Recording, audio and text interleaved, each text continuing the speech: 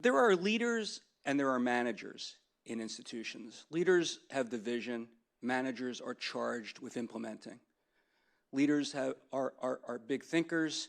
They know what is necessary to further the institution's interests. Managers, they push buttons.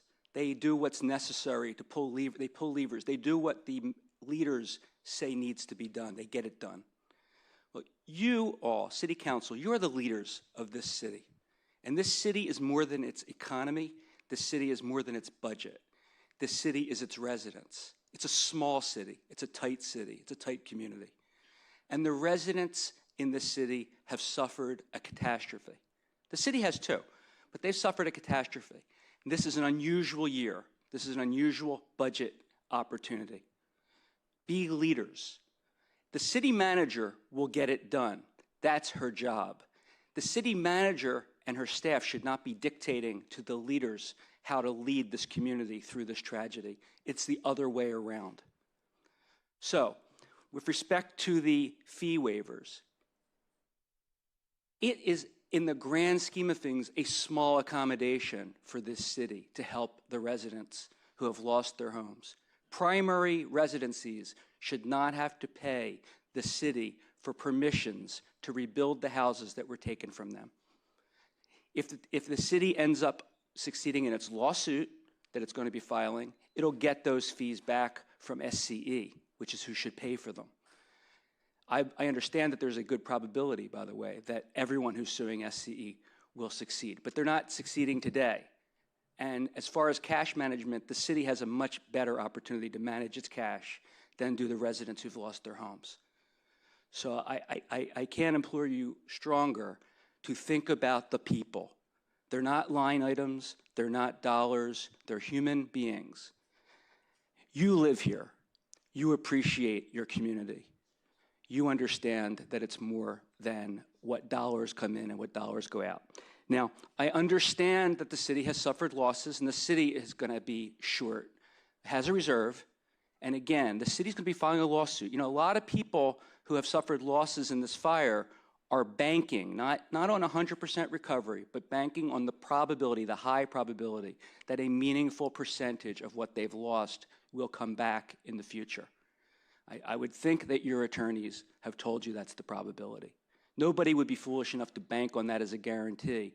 But when budgeting, one ought to take into account probabilities. And so what if there's a little less in the kitty this year and maybe even next year if it's going to be replenished? And that's exactly what emergency funds are for. I also want to speak briefly, because it's in the documentation that was submitted for tonight, about the proposed sale of the 2 acres, which was the subject of some discussion on Monday evening.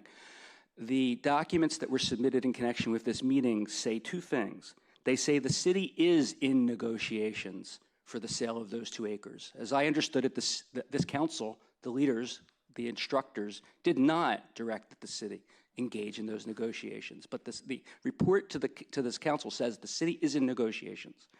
The report also says the robust community outreach effort to determine appropriate uses of the parcels was, I can't read my own writing, but it was put aside because of the Woolsey fire and is unfunded. Well, again, you know, you're the leaders, and actually that was a decision made by the predecessor council, but there's still 3 of the 5 and you've 2 new.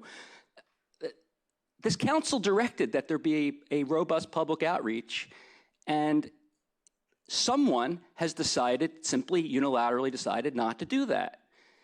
Now, I am not a conspiracy theorist. I'm not a corruption advocate. I don't believe there's corruption. Maybe there is, maybe there isn't. I don't know. I don't have any reason to believe there is. But the one thing that I've been seeing repeatedly as I've been watching what goes on in the city is that this council does try to lead. And when this council leads in a way that the city manager doesn't like, it doesn't get done. And when the city manager wants things that this council doesn't want, they tend to get done. There's a mission creep that comes from the manager, and there is a lack of follow-through by the leaders. And that is a recipe for disaster. Thank you. Oh, one last thing. the agendas for the special meetings say that the mayor called special meetings. I noticed tonight's agenda doesn't even say anybody called this meeting. But the agenda say the mayor called the meeting, and I would like the mayor to state publicly whether he has in fact called the 2 prior special meetings of this council, because to my understanding, it was not called by the mayor. It was called by the city manager, and that is an outright misrepresentation in the agenda if it says called by the mayor and it wasn't. Thank you.